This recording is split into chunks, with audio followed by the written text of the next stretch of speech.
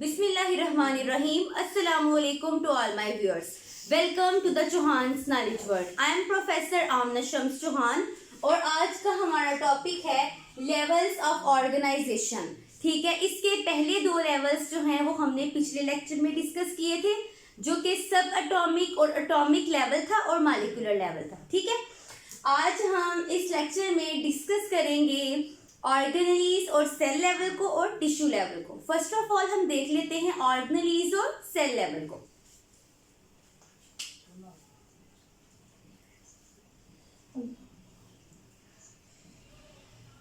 Organelles and cell level.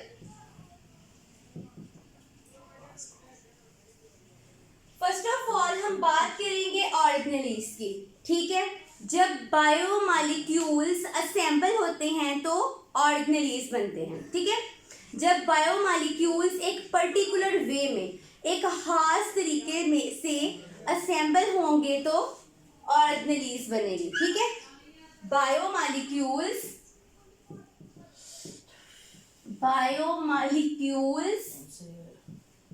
जब assemble होंगे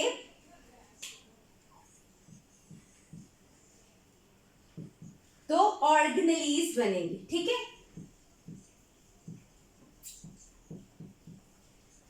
और जब ऑर्गेनेलीज असेंबल होती हैं तो सेल बनता है.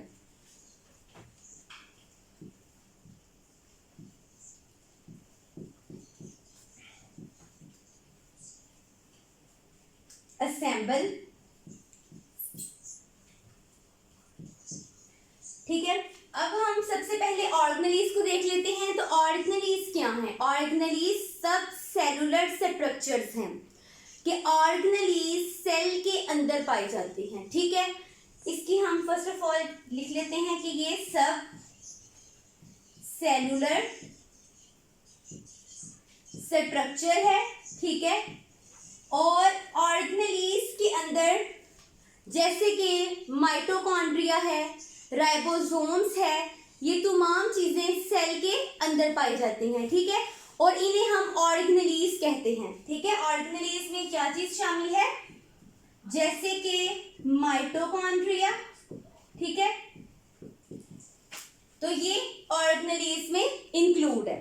ठीक, और अगर हम बात करें सेल की, तो सेल क्या है? Is the basic unit of life.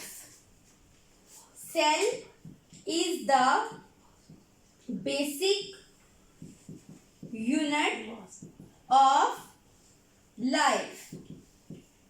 के सेल जिंदगी का बुनियादी यूनिट है. ठीक है, अब सेल के अंदर ऑर्गेनेलीज पाई जाती हैं और हर ऑर्गेनेली जो है वो स्पेशलाइज्ड है अपना फंक्शन परफॉर्म करने के लिए. कि सेल में मौजूद जितनी भी ऑर्गेनेलीज हैं वो अपना फंक्शन अलग अलग परफॉर्म करेंगे, कि हर एक का एक अपना काम है. जैसे कि एग्जाम्पल के तौर पे हम देखते हैं कि माइटोकॉन्ड्रिया. ठीक है, तो माइटोकॉन्ड्रिया क्या काम है? कि वो सेलुलर रेस्पिरेशन का प्रोसेस परफॉर्म करता है. ठीक है, माइटोकॉन्ड्रिया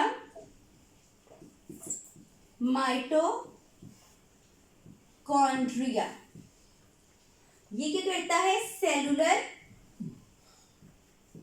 रेस्पिरेशन. ठीक है, सेलुलर रेस्पिरेशन का प्रोसेस परफॉर्म करता है. और अगर हम बात करें राइबोसोम्स की, तो राइबोसोम्स जो हैं वो प्रोटीन की सिंथेसिस करते हैं, मतलब कि प्रोटीन्स को बनाते हैं. राइबोसोम्स क्या करते हैं? प्रोटीन की सिंथेसिस करते हैं. ठीक है, अब माइटोकॉन्ड्रिया का एक अलग फंक्शन है. ठीक है, और राइबोसोम्स का एक अलग फंक्शन है कि अपना अपना फंक्शन परफॉर्म करते हैं. अब सेल के अंदर जितनी भी ऑर्गेनेलीज हैं वो तमाम मिलके सेल के फंक्शन को परफॉर्म करेंगी. ठीक है, कि सेल अपने तमाम काम इन ऑर्गेनेलीज की मदद से करता है. इसे हम ये भी कह सकते हैं कि it is an example of division of labour within the cell. कि सेल में मौजूद तमाम ऑर्गेनेलीज लेबर का काम करते हैं. ठीक है, कि हर एक अपना अपना फंक्शन परफॉर्म करेगा और सेल का कलेक्टिवली एक फंक्शन हो जाएगा. ठीक है, It is an example of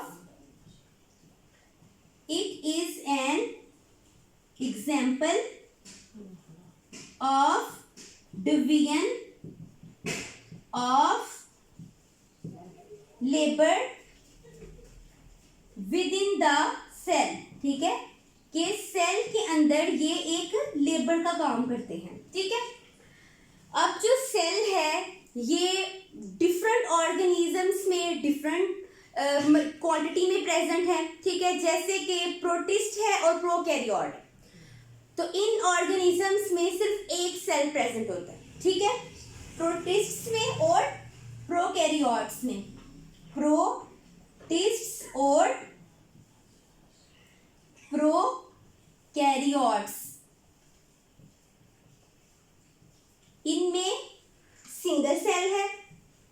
in organisms की बॉडी जो है वो सिर्फ एक सेल पर मुश्तमिल है. ये अपनी बॉडी के तमाम एक्टिविटीज, तमाम लाइफ प्रोसेसेस जो है वो सिर्फ एक सेल के जरिए से करते हैं. ठीक है, और अगर हम दूसरी तरफ बात कर लें प्लांट्स की,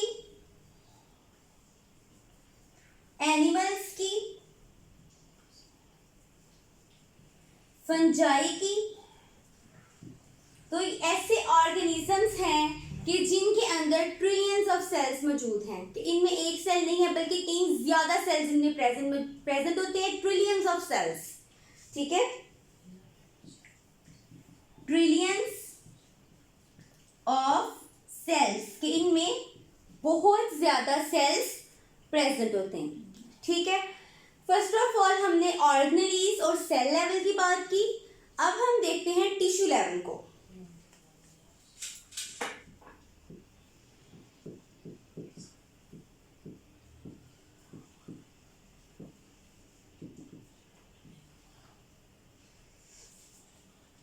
टिश्यू लेवल में क्या है कि मल्टी सेलुलर ऑर्गेनिजम्स में, अब मल्टी सेलुलर ऑर्गेनिजम्स ऐसे ऑर्गेनिजम्स हैं कि जो एक से ज्यादा सेल के ऊपर मुश्तमिल होते हैं.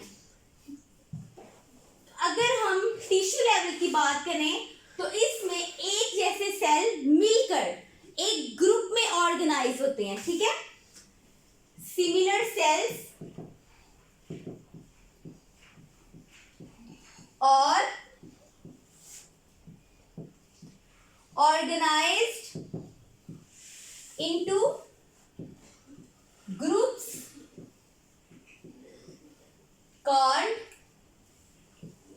tissues. ठीक है, कि एक जैसे सेल्स ग्रुप में ऑर्गेनाइज होते हैं और इसे हम टिश्यू कहते हैं. ठीक है, हर टिश्यू जो है वो स्पेशलाइज्ड है अपने फंक्शन परफॉर्म करने के लिए. ठीक है, हर टिश्यू अपना एक फंक्शन परफॉर्म करता है. ठीक है, अब हर टिश्यू के अंदर हर cell carries its own life, कि अपनी लाइफ को खुद गुजारता है. ठीक है, जैसे कि अगर किसी सेल ने सेलुलर रेस्पिरेशन का काम करना है, ठीक है, या उसने प्रोटीन को बनाना है, कोई भी ऐसा प्रोसेस है, तो सेल अपने तमाम प्रोसेसेस को खुद परफॉर्म करेगा. ठीक है, each cell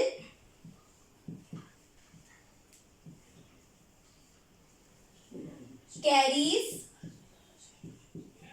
it's own life processes. ठीक है, but it also carries on some special processes related to the function of the tissue. ये बात तो है कि सेल अपने तमाम लाइफ प्रोसेस को खुद परफॉर्म करेगा, लेकिन कई दफ़ा ऐसा भी है कि अगर टिश्यू में डिफरेंट सेल्स मिलके कोई रिलेटेड फंक्शन है तो वो सब मिलकर भी परफॉर्म करते हैं. ठीक है, इट आल्सो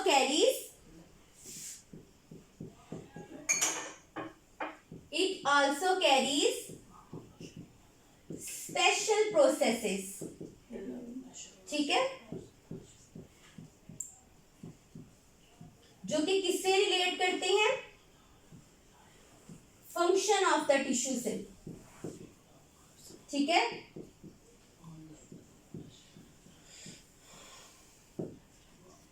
अब डिफरेंट ऑर्गेनिजम्स में डिफरेंट टिश्यूज पाए जाते हैं.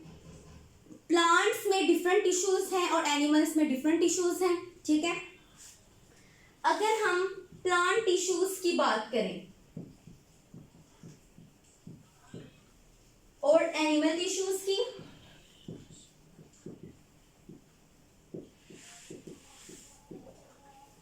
तो प्लांट टिश्यूज में जैसे कि एपिडर्मल टिश्यू है, ग्राउंड टिश्यू है, ठीक है, ये डिस्कस होंगे। एपिडर्मल टिश्यू, एपिडर्मल टिश्यू, और सेकंड है इसमें ग्राउंड टिश्यू। और अगर एनिमल टिश्यूज की बात की जाए तो इसमें है नर्वस टिश्यू और muscular tissue. Nervous tissue and muscular tissue. तो ये थे प्लांट टिश्यूज और ये थे एनिमल टिश्यूज। तो आज हमने इस लेक्चर में ऑर्गेनेलीज और सेल लेवल और टिश्यू लेवल को डिस्कस किया। Thanks for watching. Please subscribe to my channel and press the bell icon for the latest updates. अल्लाह हाफिज।